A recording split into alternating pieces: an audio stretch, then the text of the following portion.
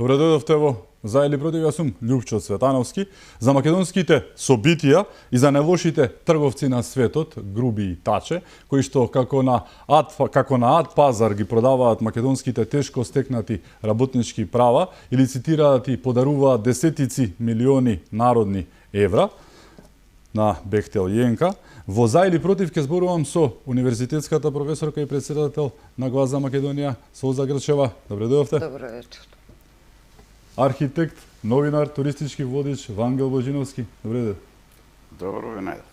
Професорке, со владата која што реално повеќе е на Груби, а помалку на оној така наречен Позар Ковачевски, Македонија како во некоја временска, да не речам северна машина, се враќа назад во времето, се враќа назад во однос на се. Еве имаме примери со работничките права, со парите кои што се наведени како некаква си оштета, со еден случај кој што корупцијски гледано не враќа можеби на почетокот на кој 19 и 18 век. На што ви наликува ова што се случува во моментов? Видете, не би ги сместила во некоја временска капсула која датира нешто назад. Овие ги пробиваат сите плафони. Овие одат многу напред. Овие вакви постапки, криминогени би рекла, и во крајна линија матни, како што денес ги нарече и председателот, така срамежливо во завиткана форма, се уникатни, бидејќи ваква една сделка од 1.300 милиони евра, кои што ние треба да ги плаќаме, а тоа е минималната цена, влезната цена, не знаеме завршната цена колку ќе биде, овде ќе направи за некои луѓе Елдорадо. Значи, уште од самиот почеток на овој проект, склучен со компанијата, со конзорциумот Бехтел и ЕНКА, е контроверзата контроверза. Е матна до матна сделка. Прво, склучен договор, би рекла и во 4 очи, бидејќи е заобиколен законот за јавни набавки. Незамисливо за ваква една сума и за никаква сума, конечно, меѓутоа, за оваа сума специјално. Понатаму се вели во тој договор дека за 4 години и 7 месеци ќе бидат направени овие делници. Само да подсетам дека се работи за 110 километри, значи делчиња од коридорите се мати, цело време се залажува јавноста дека градиме коридори 8 и 10. Да. Тоа е некаде околу 700 километри, овие делници се околу 110 километри. Значи, ние уште милиарди ќе треба да даваме за да дојдеме до коридорите. Но да се вратам на време траењето. Само ќе направам една споредба дека транспасифичката делница во Америка во крај на 19 век, со тие средства од 19 век, била изградена за 6 години 3.500 километри.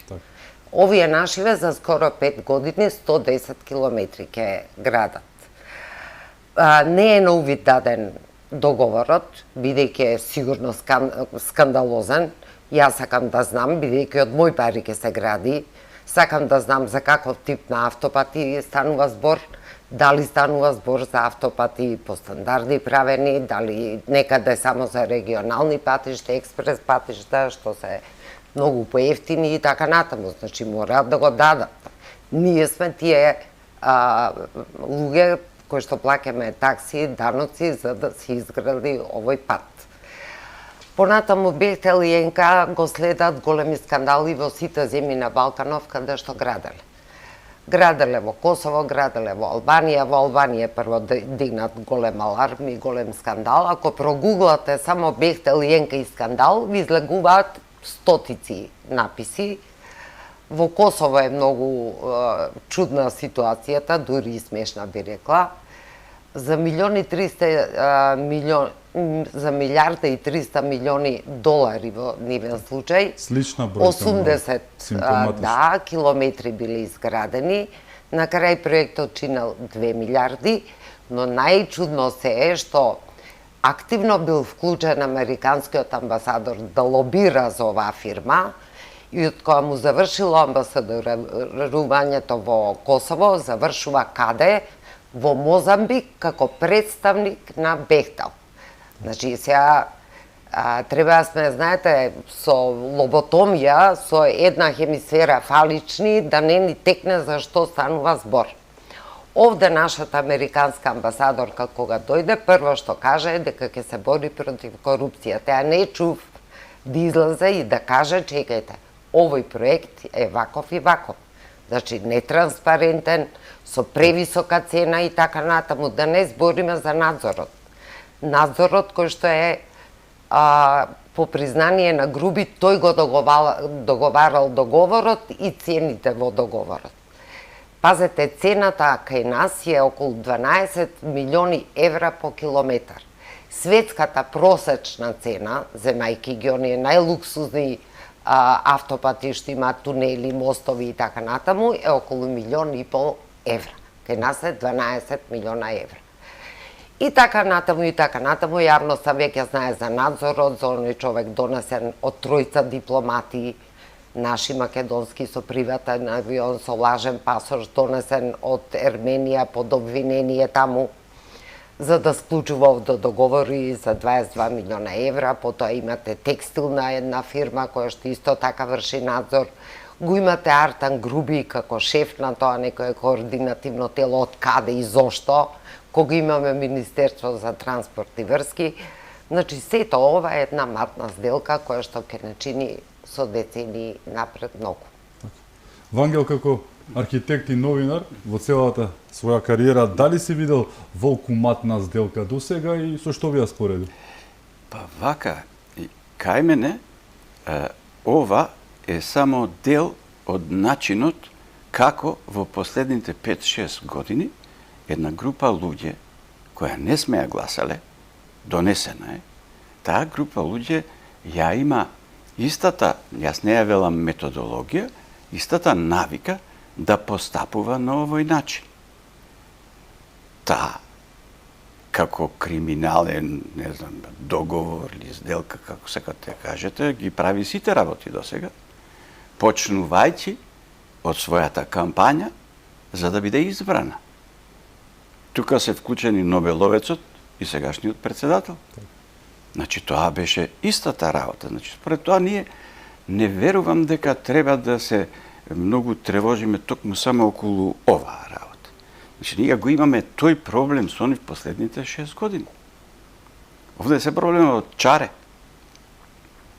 Зарем некој од нас мисли дека оваа навика и инерција која таа групација си ја содржи во себе, ќе одговори на нашите сериозни, логични прашања и ќе го отвори договорот со Бехтел. Нема да го направи тоа.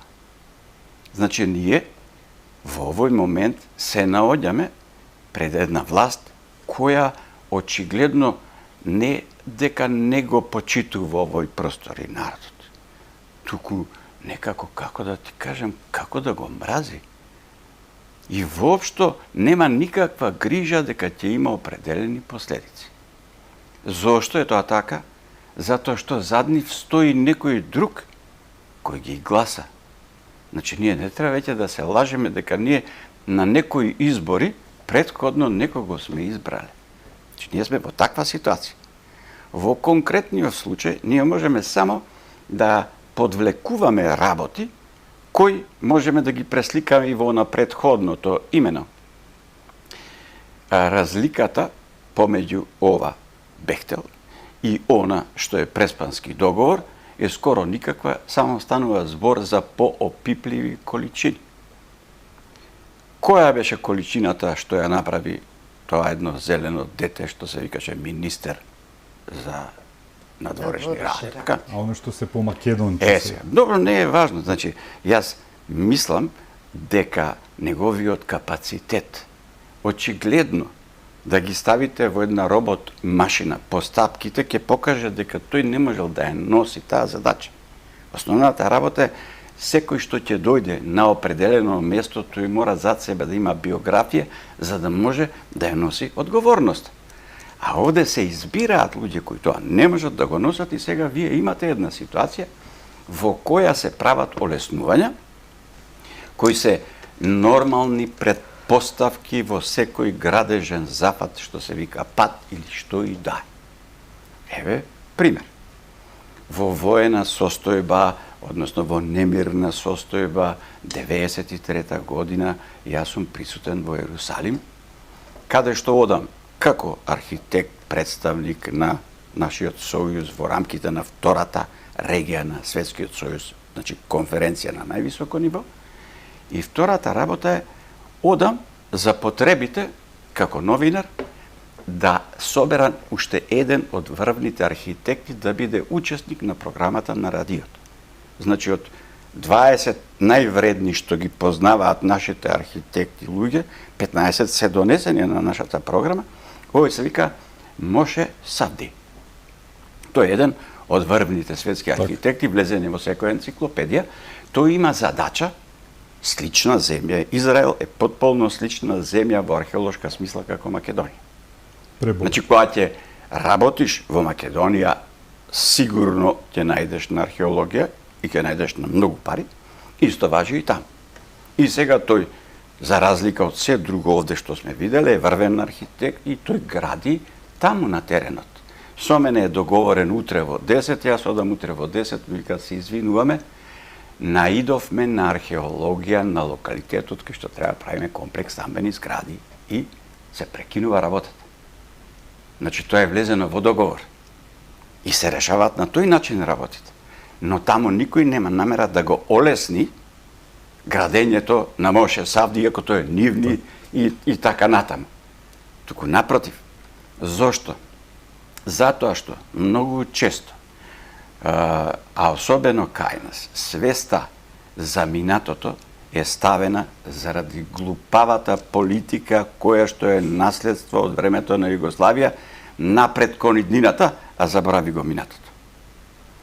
А сите сериозни луѓе во сериозните држави кои ние ги почитуваме, прво се занимаваат со минатото најсериозно. Простата работа, знаете што е? Најпрофитабилен бизнис е археологија. Сега да објаснам нешто.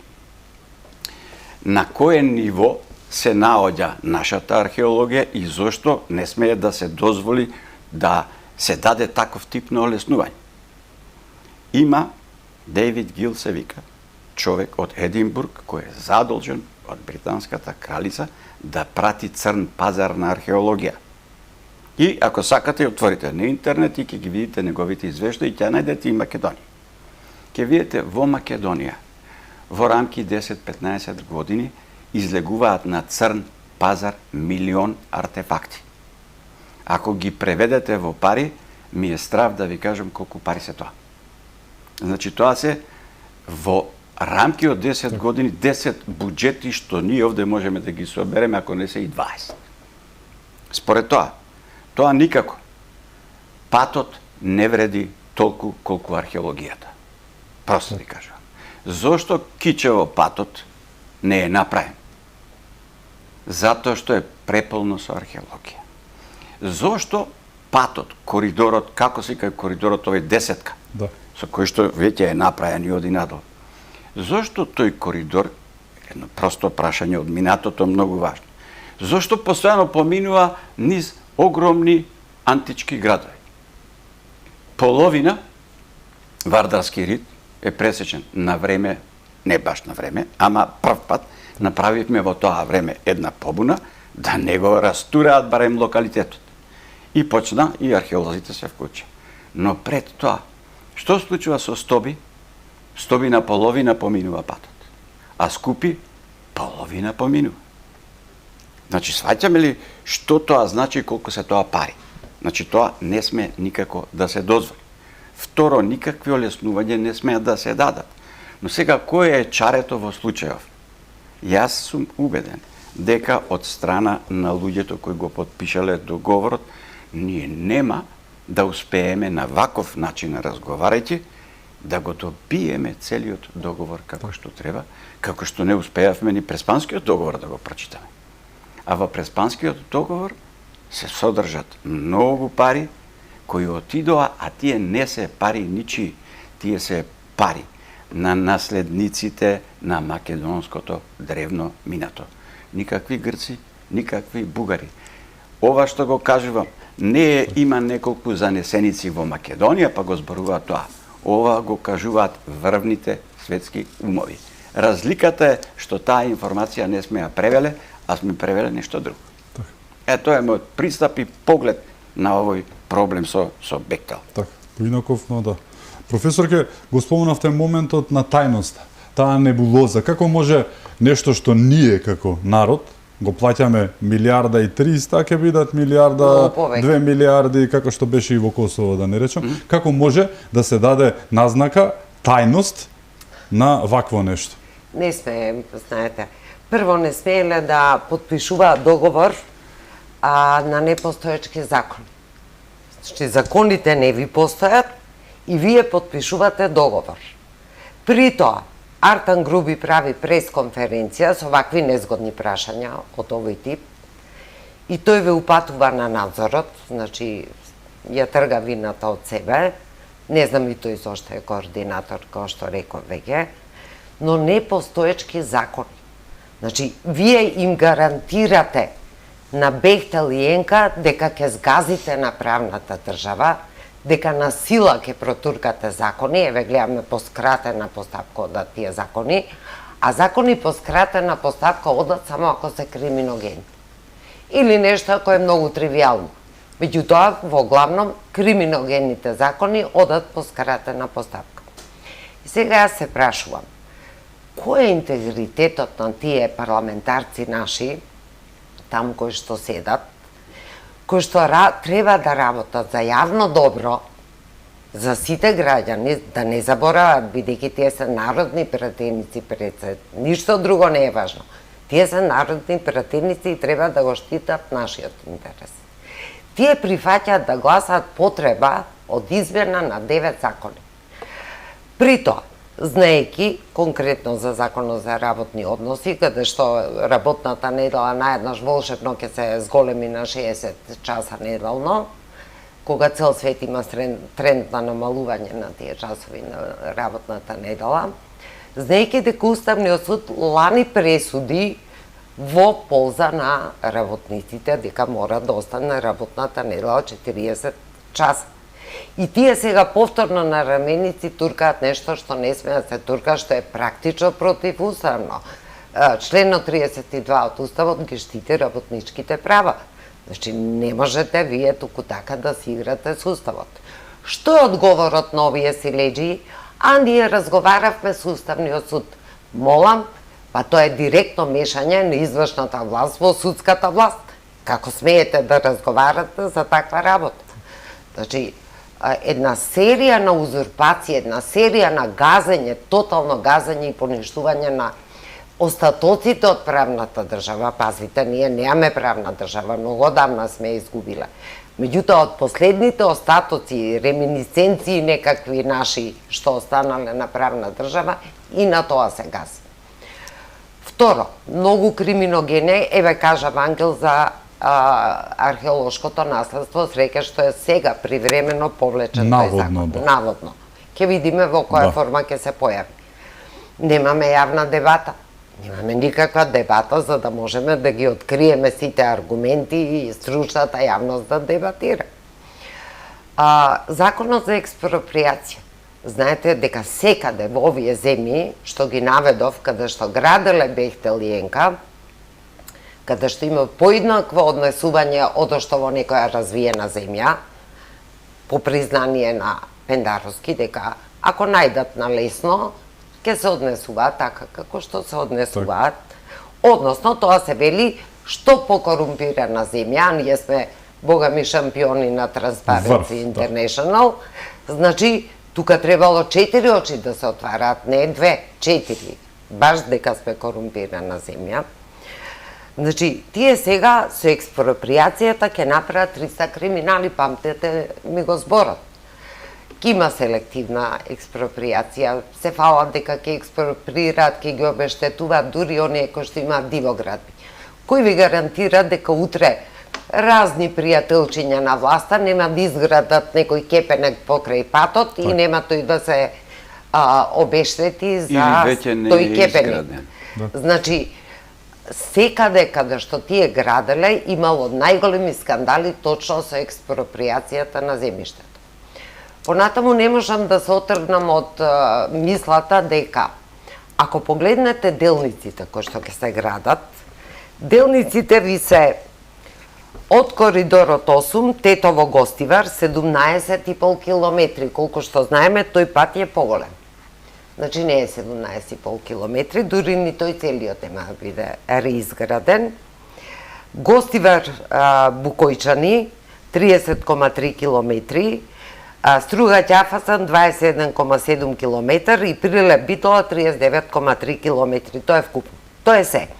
Значи, да не зборуваат дека станува збор за коридор 8 и 10, станува збор за мали делчиња од тие коридори. До прве ќе треба да ги градиме коридорите.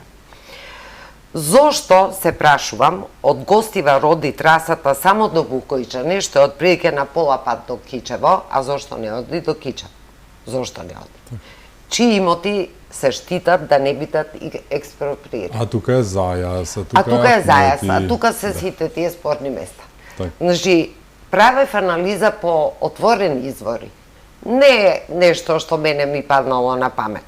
Анализирав и Бирн, што кажува Бирн, кој што во минатото, да речем, имаше непријатности од страна на ВМРО, мислеа дека Бирн истражува криминали на ВМРО, но Бирн продолжува сега да ги истражува и овие криминали. И цела една серија има направено, Балкан Инсайт, каде што открива такви криминални моменти во овој проект конкретно, што ви велам, косата ми се крева на глава. Зошто, се прашувам, не оди до Кичево? Понатаму, оној пат помеѓу Битола и Прилеп е горе-долу пристоен. Нам ни фали автопат од Прилеп до Велес. Тој пат е убиец. Зборуваше груби нешто несувисло во смисол губиме човечки животи, па еден човечки живот е 1.000.000 евра и така натаму. Па јас кога патував точно преку Плетвер, помеѓу Прилеп и Велес, мислезе мечка на патот, ке загиневме сите. Значи, зошто тој пат не е граден? Се бирало места каде што најлесно, со најмалце пари може да се изгради, освен овој до Букојчани, што не знам каков е, и уште една друга работа, не го даваат проектот за да видиме по кои стандарди се гради, по колку ленти ќе има, која ќе биде ширината на лентите, дали сека да се работи за автопатишта или за обични експресни патишта, кои што се едно опасни, а второ чинат многу помалку.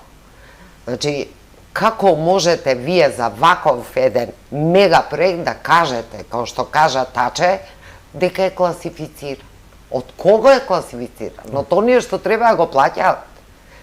Ке бил даден на надлежните институции. Кои се тие надлежни институции? Кои што се под него и други. Кои се тие надлежни институции? Гледаме дека обвинителството отвори истрага за надзорот, за тие две фирми кои што се во надзор, кои што немаат абер за надзор на патишта. Но има задолен веш, да. Едната е задолен веш, а другата е формирана едно 4-5 дена пред склучување на договорот со овој човек што е донесен од Ерменија на тај начин. Се прашам и што е со тие дипломати, ако е вистина, од извори на Бирн, тоа го прочита, што го донеле тајно. Што е со тие дипломати? Зошто не се во затвор? Тоа, како смеете вие да носите од туѓа земја некој со приватен авион со лажен пасош? Значи, се е ова толку многу матно, не би сакала да го употребам експлицитно зборот криминал, на што асоцира све ова, бидејќи, верувајте, ја ке завршам во затвор. Нема да ми е прв пат. Значи, за нешто што сум обелоденила, јас одев по судови. Затоа сум опрезна и велам се што кажувам, го кажувам на база на она што сум го прочитала од отворени извори. А тоа е многу, многу страшно. Сите закони што се во игра, тие 9 закони, се повеќе од спорни. Дали сакате законот за шуми, дали сакате за експроприација, го кажавме, за урбанистички планови, па тој е можеби најкриминогениот закон и до сега. Можам да замислам интервенциите во него на што ќе личат.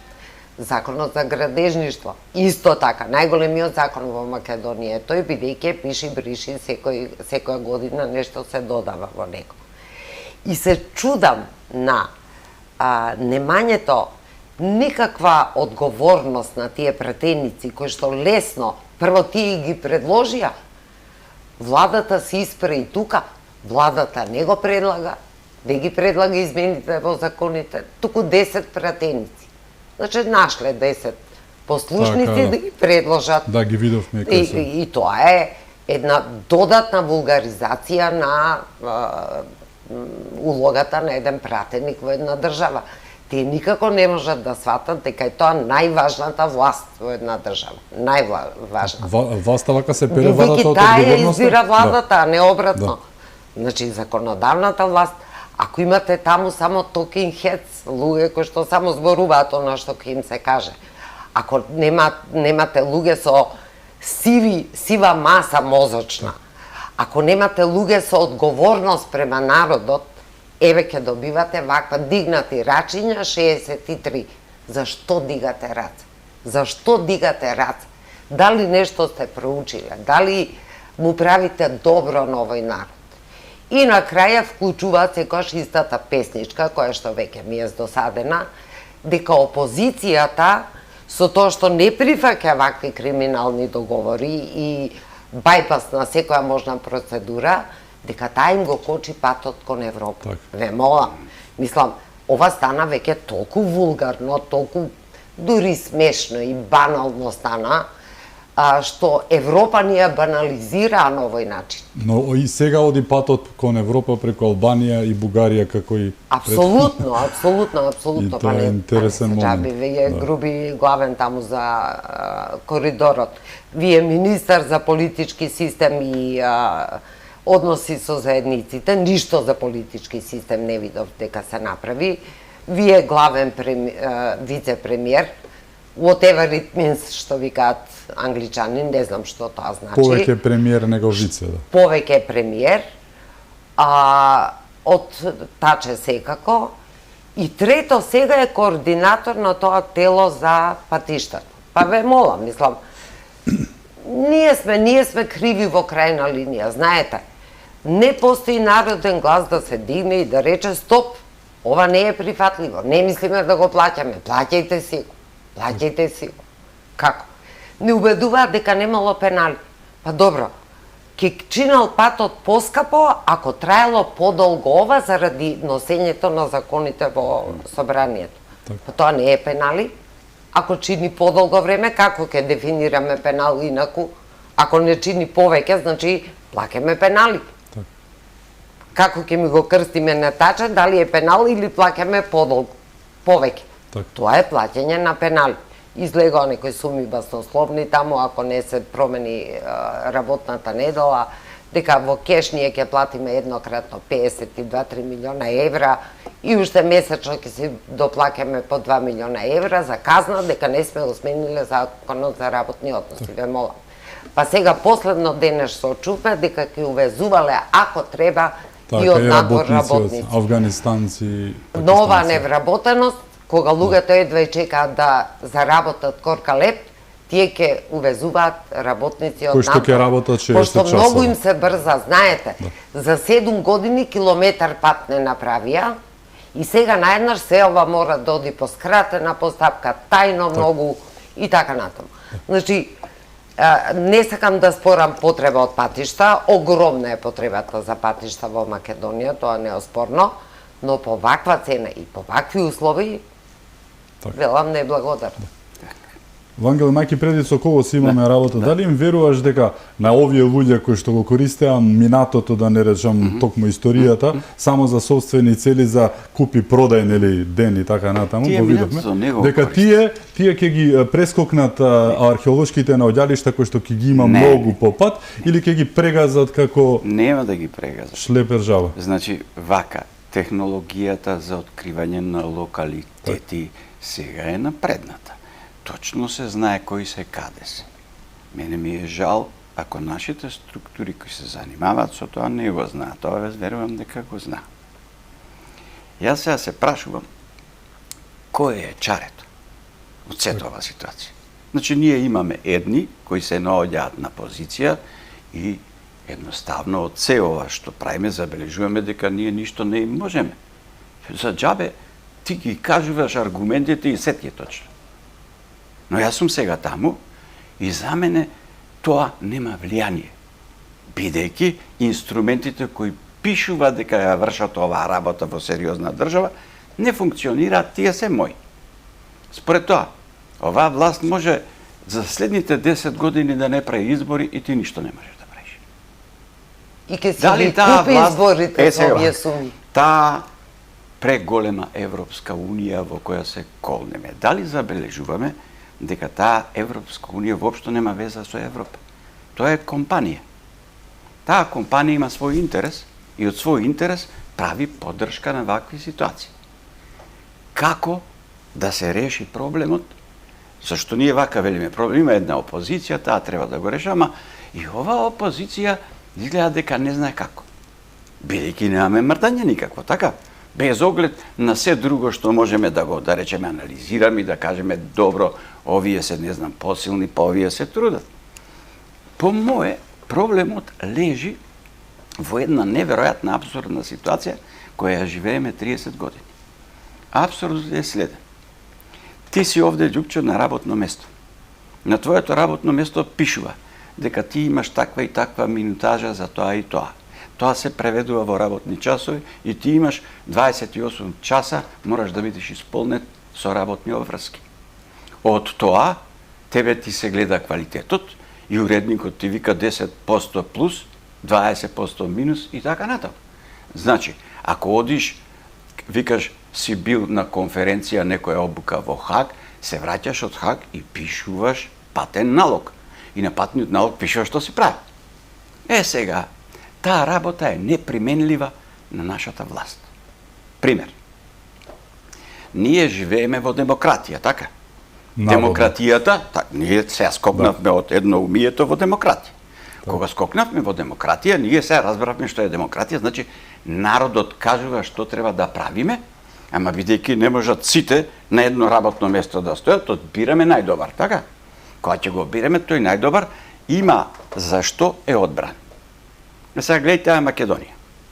Македонија постапи така природно. Референдумот 91 година ги даде работните задачи на власт. Што рече дека е работна задача? Самостојна, независна, матична Македонија. Што од таа работа што е дадена како обврска е сработено во овие 30 години од кои дае? Ништо. Зошто? Се случува тој, како го викаат, промена на фокус. Промената на фокусот е гледате да влеземе во Европска Унија, а после се само ќе се реши. Од таму, работните задачи во власта се недефинирани.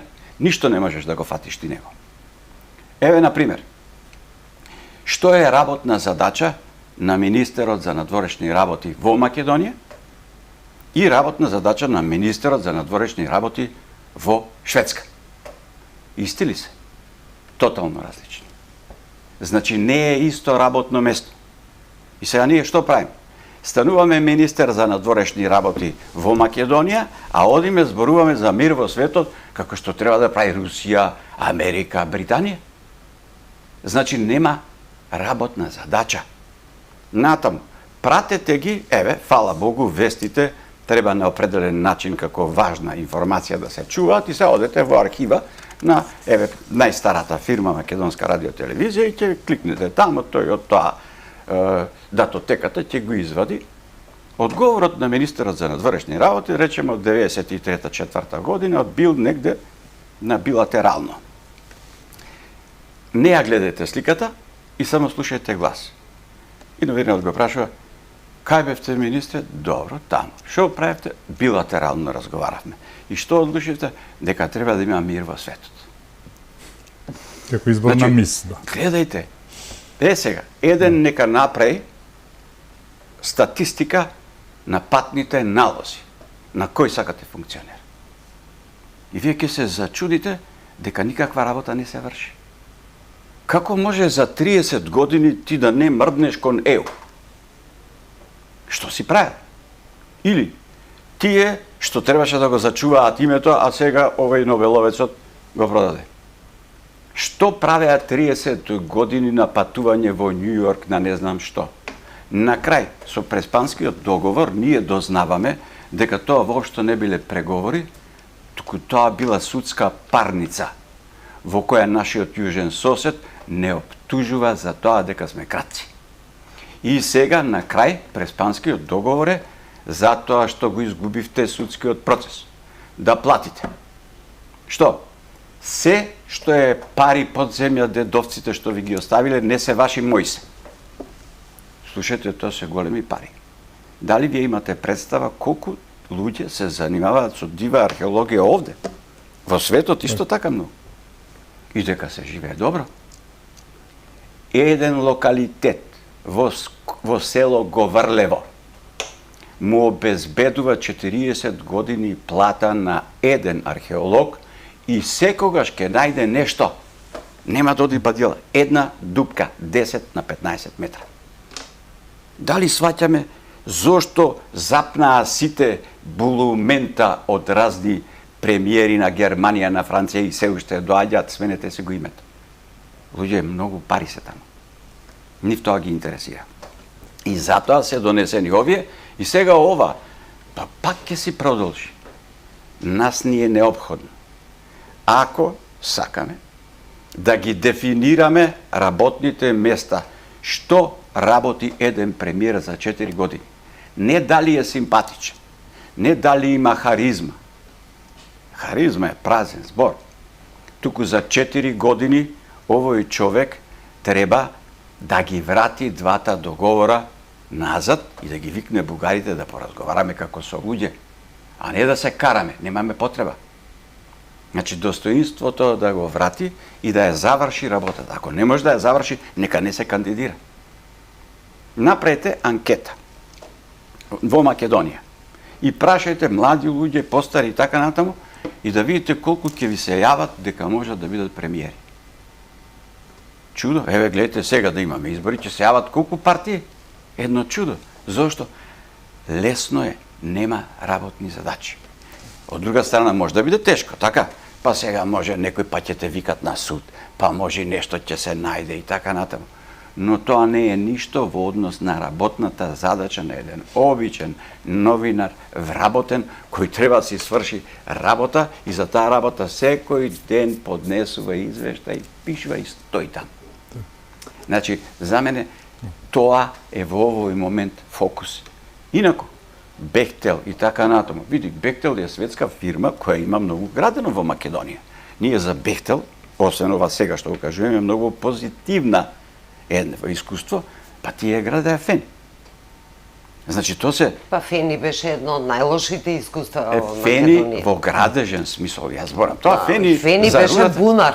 Ја закопав Македонија. Фени е... Малце Како- повеќе од вас знам за тоа. Не, Бехтел не е одговорен за тоа. Значи, Бехтел Како Рок проект, да. заедно Како ја проект заврши беше тотално. работата. Јас зборувам за Пропадна. градежен капацитет. Така, вие зборите Значи, како е тоа направено, друго. а другото е како го По мене, употребија, односно овие ја овде што работата се со него. вртат луѓе, кои сакаат да се сликаат и да се политичари, Така. и 24 сата да ни го губат времето да ги гледаме. Тие едноставно не можат да ни кажат што им е работа, не знаат и играат фудбал во владата. И кошарка. Значи, како го има тоа? И уште го проголтувам. Значи, треба да се направат веднаш избори, но да ги поставиме правилата. Нема потреба да си играме телевизија, пуштат демонстрации, гледаме не гори Париз. Нема таква потреба.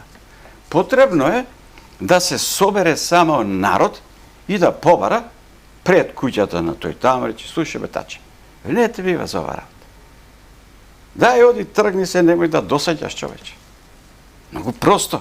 Така. И мислам дека таквите работи се возможни. Вангел, Не е се невозможно. собиравме, знае и Лјупчо, заедно и бевме, се собиравме, имавме протести, тоа многу жестоки Да. протести, никој не мисли да се трга.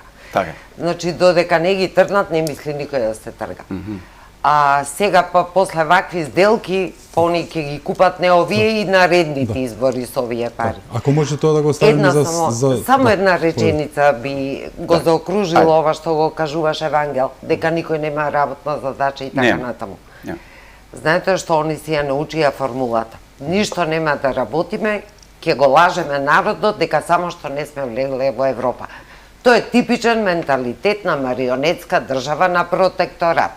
Ништо не работиме, чекајки нешто да се случи, а тоа нешто што ќе се случи, некој друг ќе ни го донесе. И тоа им е волшебната формула со која што работат во сите овие години. Немаат своја одговорност, немаат работа, немаат ништо. Треба да се фокусира на тој што ги дава. Режисерот не е меѓу нив. Нас не интересира разговор со режисерот. Имаме уште многу теми за отворене. Ќе зборуваме токму за моментот дали ова најновиот на заминување бомбона бизнис на таче со кој што ќе ги купи изборите. Ќе зборуваме и за Бугарија, за уставот, за потребата за сето ова, не само за уставот, за се што се случува дека треба да се оди на референдум, но на референдум кој што ќе се почитува некако оној што не изигра во 2018-тата. Ќе зборуваме и за другите работи што се случуваат во Македонија. Остануваме, се враќаме веднаш по рекламите, бидете со нас.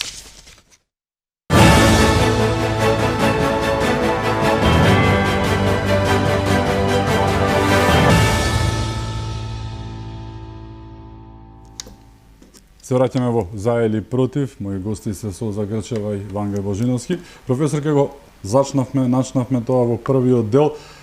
Проблемот со Бехтел и НК бизнисот, не бадијала го велам бизнис, бидејќи се толкува како најновиот можеби бомбона бизнис на оваа власт на заминување, кое што го користи, парадоксално или не, за да остане на власт. Знаете, ова не е бомбона бизнис, ова е мега бизнис.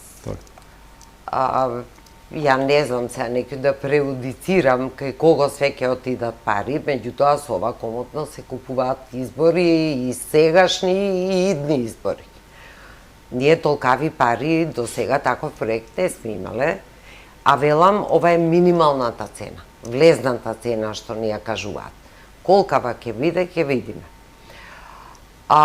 Тука треба се впрегнат правните механизми на оваа држава да ги коригираат овие работи, да ги спречат овие работи, да воопшто не влегуваме во авантурата наречена кражба на нашите народни пари за нешто што е еден мал дел од проектот на коридорите 8 и 10. При тоа менувајќи цела легислатива кај нас. Значи, ова е мега скандал, како да ви кажам, ке не пишува утре, како што го пишува Косово, ја пишува Албанија, пишува Романија и така натаму. Верувам дека Бехтел и НК, кој што е позната фирма, апсолутно, поготово Бехтел, поинеко се однесува во организирани, високо организирани држави, но еве како се однесува во високо корумпирани средини како нашата.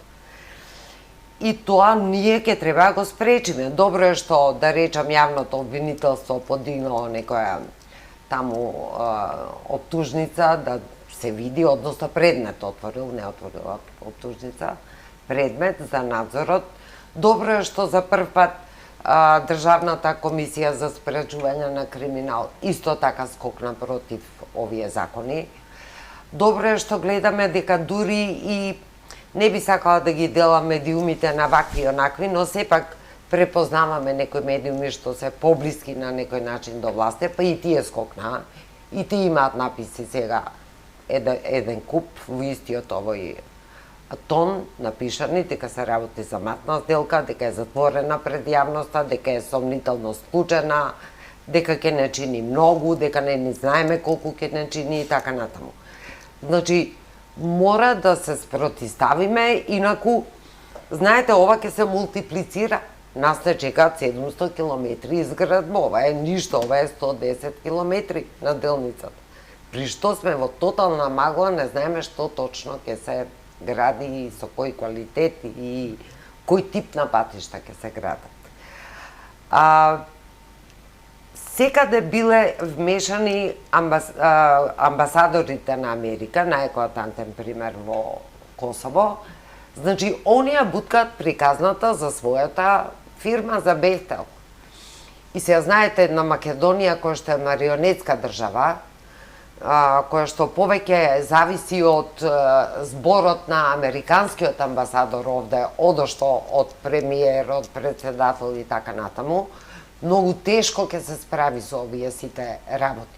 Јас се сеќам во 2016 година, кога одеше на шарена револуција и кога беше пржинските договори, па јас повеќе во собрание го гледав Бейли, тогашниот амбасадор, одошто го гледав председателот на собранието. Значи, кај нас тие работи се измешани. Буквално како во протекторат. Нам ни се кажува кога треба да имам избори, нам ни се кажува кој со кого ќе коалицира после тие избори, нам ни се бира влада конечно. Нити сме први, нити сме последни, со шарени револуции гледаме на секаде. Оби за шарена револуција во моментот имате во Молдавија, имате во Грузија, имате во Иран протести, индуцирани од надвор и така натаму. Како ние тоа мислевме дека ние една мала земја ќе бидеме имуни на таквите упади од надвор. Се разбира дека овде преку нас некој си ги тера своите интереси, во тој контекст ги гледам и нашето брзо вметнување во НАТО по секоја цена, по цена на промена на името, нашето талкање кон Европа нема да биде така брзо, бидејќи таа ги гледа сопствените интереси, интерес моментално стратешки нема за Македонија, тој интерес се затвори со влегување на НАТО. Значи, ние сме еден протекторат во суштина со многу мал број на инструменти за одбрана од сите овие работи кои што ни се случуваат за жал. Но сепак и тие инструменти што ги имаме мораме да ги употребиме. Уставен суд мора да пресуди онака како што пресудил лани, не може сега различно да пресудува дека Артан Груби разговарал со Уставниот суд. Добро, Казарска е во прашање, се е можно таму. Се е можно, апсолутно се е можно. Ја на овој Уставен суд не му верувам апсолутно. Значи, нека си тера јавното обвинителство да видиме дали ќе останат овие во надзор. Дали ќе останат во надзор? 22 милиона евра се врзани со тој надзор. Како може фирма вчера формирана или фирма за текстил да ми прави надзор на автопат? Значи, се што можеме да употребиме, да исцедиме некои атоми од оваа правна држава, треба да бидат употребени. Во крајна линија, баш американците имаат еден израз cut the losses, да ги пресечеме, да ги смалиме губитоците. Како со рафинерија што беше? Нека се раскине овој договор. Како тоа? Па подобро е да платиме пенали, макар што не знаеме поради тајноста на договорот колкави би биле тие пенали, но колку и да се, нема се 2 милиарди евра. И тука може да ве демантираат на крај со... Па може да демантираат во секи случај, бидејќи јас не го знам договорот, а тие го знаат договорот. Се крие така. Но мислам дека американската cut the losses има многу големо значење. Дајте да ги минимизираме штетите. Да ги минимизираме штетите, бидејќи со ова ќе влеземе во една огромна авантура, во која што не знаеме што све ќе плаќаме, што не смееме да кажеме зборот пенал, ама ќе си доплаќаме, а тоа се пенали. Значи, треба да постои една сеопшта мобилизација и на правосудниот систем, и на пратениците, конечно да се освестат што прават, дека прават контра народниот интерес, и на сите, богами, здруженија, еве како платформата за корупција што излезе да реагира, разни еснафи, еве како археолошкиот, архитектонскиот еснаф, да излезат разни еснафи да барат јавна дебата, да барат читање на тој договор од прва до последна точка, да знаеме точно што се одржи, па ако треба, нека отворат наново тендер и да видиме кој ќе добие на тој тендер и под кои услови. Значи, нема што да ни се брза ова е влада која што не направи ни 1 километар до сега. А сега треба за 5 минути да донесе 9 закони, да промени 9 закони. Каде ни се брза? Воопшто, мислам, многу е вулгарно тоа поигрување со Европа, поигрување буквално со Европа, со што ни ја направија банална Европа. Ова ќе не закочи на нашиот пат. Не бре, брат, ти не кочиш. Ти не кочиш, со ваквото однесување ти не кочиш. За крај, кој излезот, ќе продолжиме и со Вангел, излезот од оваа ситуација. Дали е анимација на масите, излегување на улица, не зборувам само за Бехтел и Јенка, зборувам за уставните измени кои што повторно надвиснаа над глава, нели, за сето оно што се случува тотално, апсолутно нелогично и насила направено од една влада без никаков легитимитет, која што сега менува трета подстава на нови албански мали партии, кои што ги користи, како да не речам, што па потоа излегуваат лути од влада, сега е третата шема, еден нелегитимен пример кој што никогаш не се ни појавил на избори, а Сефте ќе оди со рамо до победа, мислам, нели, рамо до рамо за плачење, но еве, за крај, накусо, па да продолжиме со Вангел, излезно решение од сето ова. Излезно решение од сето ова. Значи, ние излегувавме на протести, и тоа многу жестоки протести, го изработевме и референдумот, да не им помине референдумот, згазија и на тоа. Значи, излезно решение да има референдум за уставните измени. Друго ништо. Но да има уставен референдум. Водете сметка дека претходниот не само задолжителен, се разбира задолжителен. Но минатиот референдум беше противуставен. Зошто? Затоа што прво беше ратификуван договорот во собрание, па потоа дадоа референдум. Значи не е со такви, да речам, финти да се служат. Туку да имаме референдум, бидејќи сите анкети покажуваат дека не ова незадоволство од отварање на уставот врзано со опозицијата само, напротив, многу луѓе и од позицијата се против ваквиот договор и против уставните измени. Да не забораваме што све отвара, ако го отвориме уставот, каква Пандорина кутија нам ни се отвара. 20 на 100 јазикот. Што све ни се отвара. Според тоа, по мене и по глас за Македонија, само задолжителен референдум ќе ги реши овие дилеми. Дали треба као прво да се отвара уставот?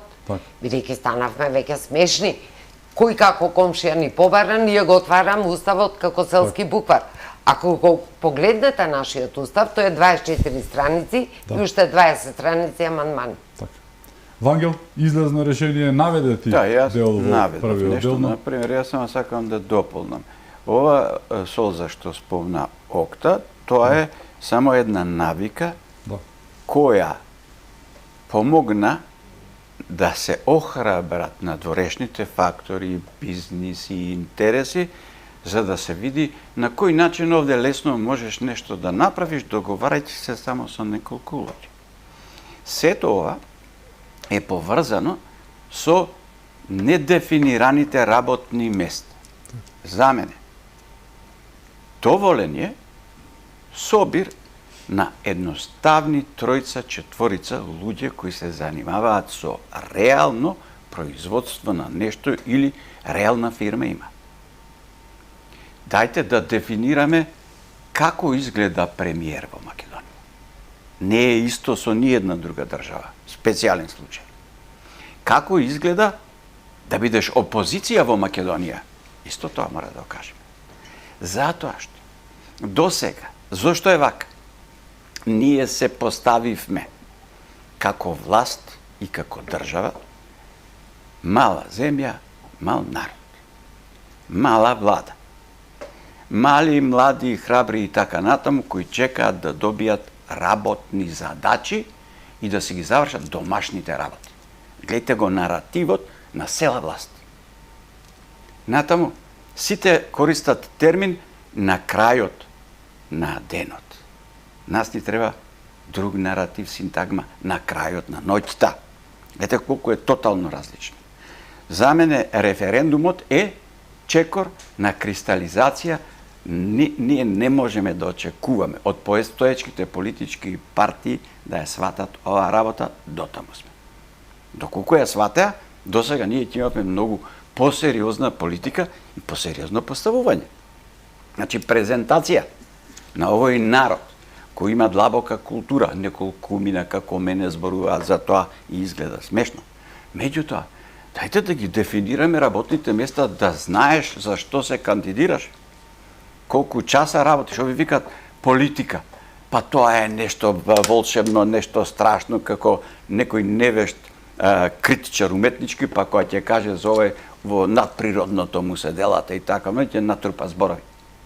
Политика е просто акција на определена група на луѓе или поголема група на луѓе која што сака да оствари интерес. Во Македонија е поголема група на луѓе, граѓани, сакаат да остварат интерес. И тие го кажаа одамна. Сакаме самостојна, независна, матична држава. Тоа е целиот устав, тоа е се што треба да правиме. Се друго... Но уставот е променет. Сега, ја зашто зборам? Заради тоа што заборавено е зошто во демократијата ти е дадена таа задача и одеднаш тоа стана неважна работа за целата власт. Тоа го дефинира проблемот. И само на тој начин ние можеме да се представиме надвор во вистинско светло како сериозни играчи. Вака ние бараме по некаква инерција од некогашна Југославија да имаме определен заштитник. И сега ние чекаме дали времето, ако каже Радио Скопје или телевизија Скопје, времето е вакво, во тоа време ние пуштаме Белград да каже дали ќе биде добро времето. Сега истото го правиме со Брисел. Ја сваќаме инерцијата. На Б. Значи, зрелоста е многу важен елемент. Младите луѓе во оваа ситуација треба да почекаат за да станат нешто. Па еве го Љупчо Георгиевски ни беше премиер човече. Па Бранко Црвењи. Па За Бранко. жал. Па тоа Стеве катастрофално Георгиевски. одекнува надвор. Да. Тие се репрезенти на тоа кои сме ние. И ти кој ќе ги пуштиш надвор, тие ќе ги видат одма на прв поглед другите и после не ги играат. Имаме кај имаше 30 годишни ректори на нашиот универзитет. премиер или председател кој беше? Отиде и го примија во дворот во Брисел, бе човече. Го исекоа сегашниот премиер од фотографии кои што Дали се разбира? реферува со Си американските играат така играчки, му викаат ќе те но прогласиме за Но по Нобеловец. мене не е проблем Кај на ликот и делото на еден човек на 20 на 5. Нам ни треба системски промени. Па, зато? Во добар систем и да е полош, ќе се снајде и ќе работи. Но ние имаме системски дефекти многу големи. Добро. Не знам каков да дојде човек, истото го ќе го збориме. корумпираат, ќе го направат неработник стават во и така машина, натаму, тоа. ќе го Не стават можеш во да го машина. корумпираш ако ти е Системски промени школството ни се број потребни. 1. Так. Ти во нашиот систем школството го имаш ставено на последно Да, место. точно. Ако да. имаме Точно 10 тоа. министри во 30 Точно. години, Само 30 тоа дава министри ги имаме за долгорочни образование. резултати. Дури и сега да направите промени, за 30 години ќе имате резултати во школството. Добро, во Тоа е школство. Јас проблемот. мислам за 4. А, По мојот рачун. Не. За 4 се врши работа. Ви благодарам што бевте мои гости. Има уште многу работи да се кажат, но за жал времето е тоа. Уште еднаш ви благодарам. Ми беше чест. Истина. Живи здрави. Беше чест. Ви благодарам и вам што бевте со нас. Да сте не живи и здрави, среќни празници што следуваат. Чувајте се. Многу.